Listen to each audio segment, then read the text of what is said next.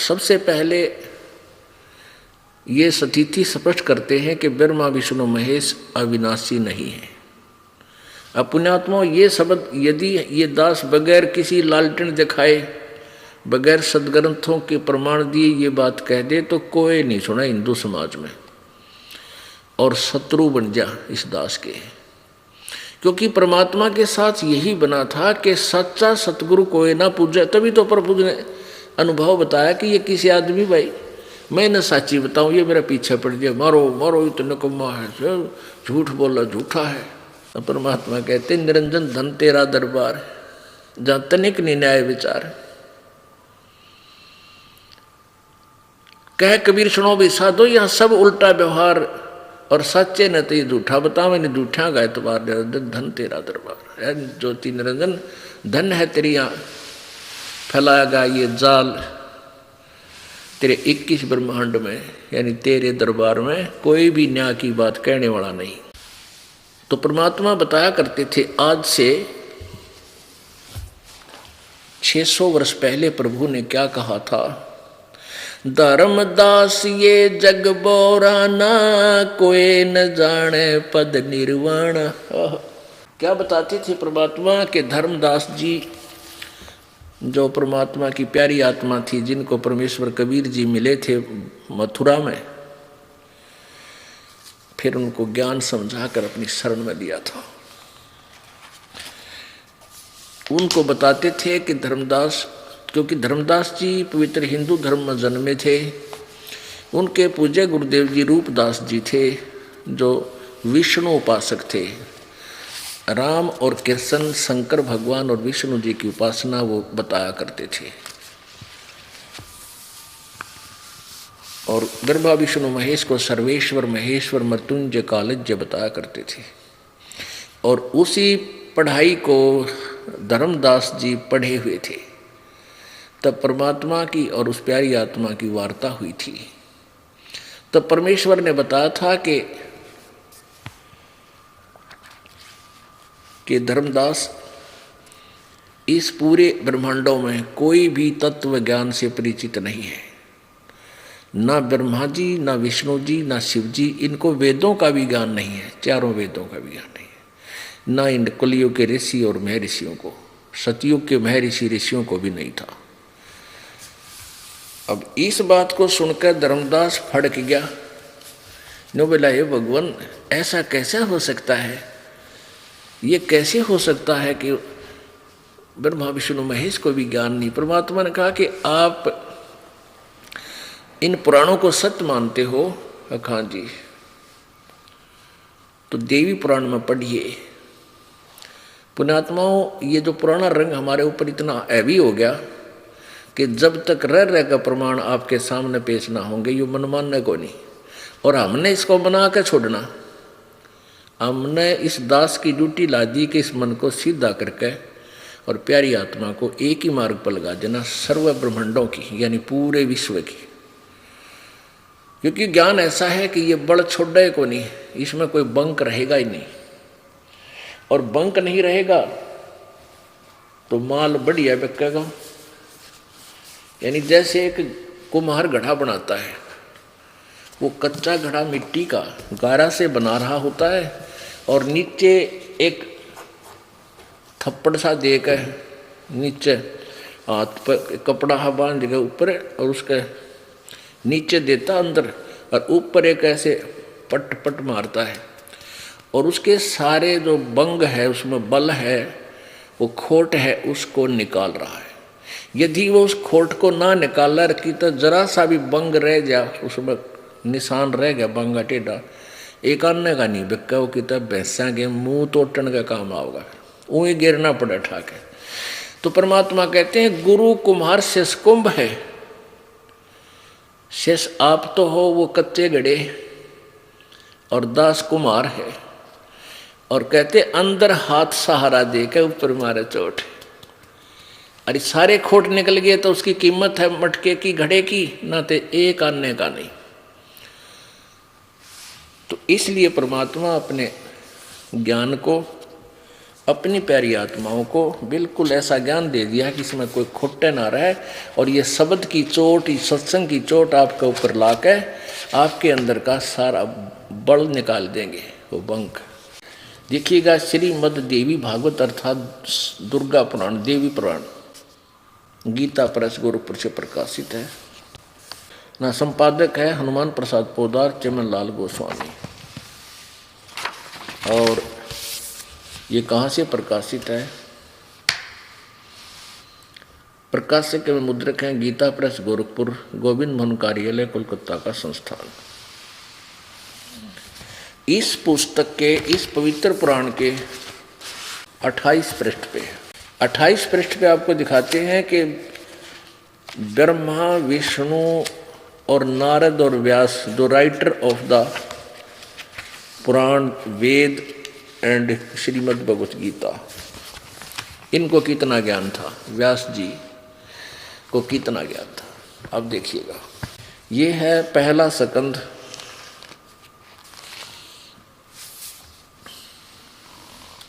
संक्षिप्त देवी भागवत, पृष्ठ 28 पे।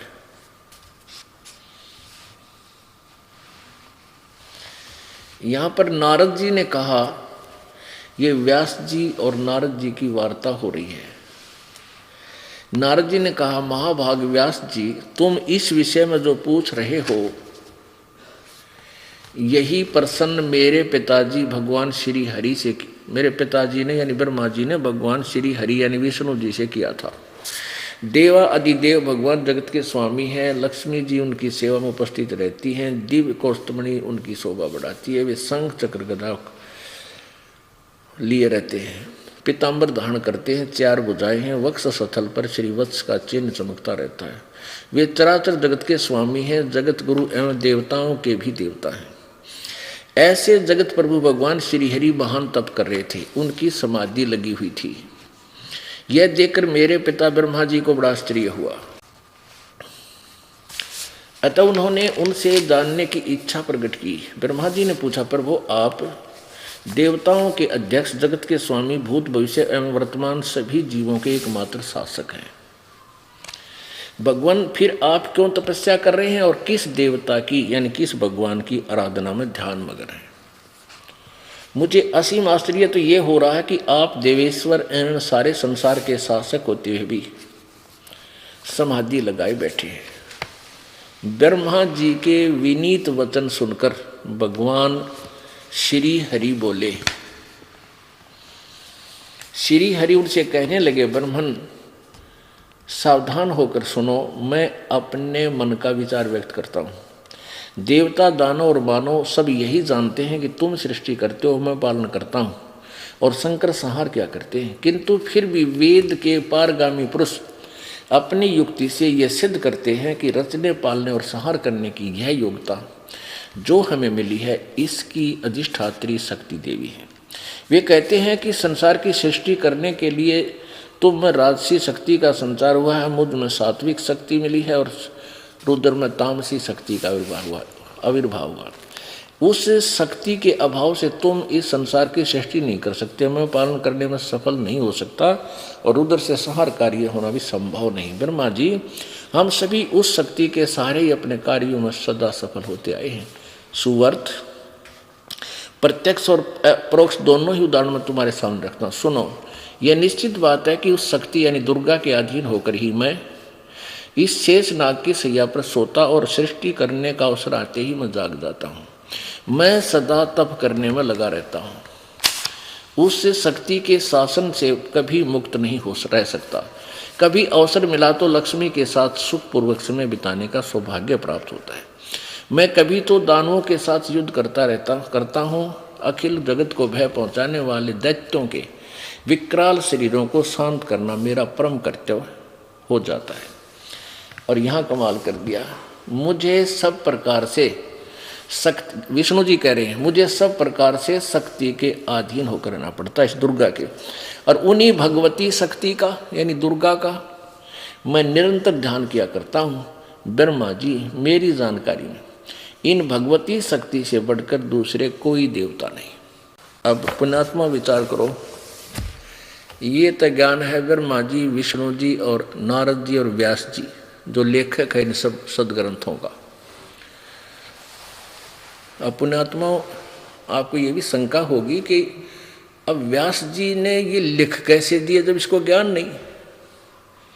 जैसे श्री कृष्ण में प्रवेश करके काल ने गीता जी का ज्ञान बोला, ऐसे ही व्यास जी में प्रकट होकर चारों वेद लिख दिए, 18 पुराण लिख दी और श्रीमद् भगवत गीता बोली कहीं गई थी, बाद में वाद्यों की तो लिखवा दी। और बाद में व्यास जी खुद नारद से पूछे है, बताओ लेखक। तो कहने का भाव ये है, ये खेल जो है परमात्मा कबीर जी ने आकर इसका बांडा फोड़ा काल का, ना इसने तो जुल्म कर रखा था, किसी को कुछ भी नहीं बता रखा था, कह भी नहीं बता रखा था। अब यहाँ विष्णु जी कह रहे हैं कि मैं दुर्गा से ऊपर कोई भगवान नहीं मानता, कोई देवता नहीं मानता। और दुर्गा क्या कह रही है, उसके बोल सुन लो। 562 पृष्ठ पर दुर्गा हिमालय को ज्ञान दे रही है। राजा हिमालय, जो हिमालय की तलहटी का राजा था, 7वां स्कंध, वही देवी पुराण 7वां स्कंध, श्री संक्षिप्त देवी भागवत 562 पृष्ठ। और यहाँ से देवी के द्वारा हिमालय को ज्ञानोपदेश ब्रह्म स्वरूप का वर्णन। श्री देवी जी कहने लगी, हम यहाँ से पढ़ेंगे, उस ब्रह्म का क्या स्वरूप है यह बतलाया जाता है, जो प्रकाश रूप सबके अत्यंत समीप में स्थित हृदय रूप गुहा में स्थित होने के कारण गुहाचर नाम से प्रसिद्ध और महान पद अर्थात परम प्राप्य है। वह समस्त प्रजा के ज्ञान से परे है, अर्थात जिस किसी की बुद्धि माने वाला नहीं है, यह तुम जानो।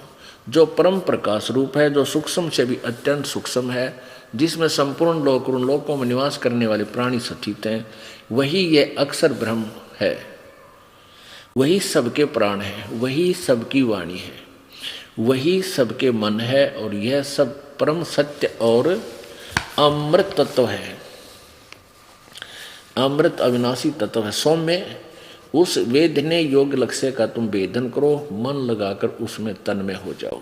सौम्य उपनिषद में कथित महान अस्त्र रूप धनुष लेकर उस पर उपासना द्वारा तीक्ष्ण किया हुआ बाण संधान करो, और फिर भावानुगत चित्त से के द्वारा उस बाण को खींचकर उस अक्षर रूप ब्रह्म को ही लक्ष्य बनाकर वेधन करो। परमण ओम धनुष है, जीवात्मा बाण है, और ब्रह्म को उसका लक्ष्य कहा जाता है। सिद्ध स्पष्ट कर दिया, ब्रह्म तो पूज्य है दुर्गा अनुसार, दुर्गा जी के वचन अनुसार, और ओम उसका मंत्र है, जीवात्मा उसका जाप करे। उस एकमात्र परमात्मा ही को जानो, यानी ब्रह्म को, दूसरी बातें छोड़ दें, सब बातों को छोड़ दे, यानी किसी की पूजा नहीं करे, मेरी भी नहीं करे, और देवताओं की भी नहीं करे, ब्रह्मा विष्णु महेश की भी नहीं करे। संसार समुद्र से पार होकर अमृत स्वरूप परमात्मा को प्राप्त करने का यही सुलभ साधन है। जिस प्रकार इस आत्मा का ओम के जप के साथ ध्यान करो, इससे अज्ञान में अंधकार से सर्वथा परे और संसार समुद्र से उस पार जो ब्रह्म है उसको पा जाओगे, तुम्हारा कल्याण हो। और वो कहाँ रहता है, स्थान भी बता दिया उसका, वह यह सबका आत्मा ब्रह्म लोक रूप दिव्य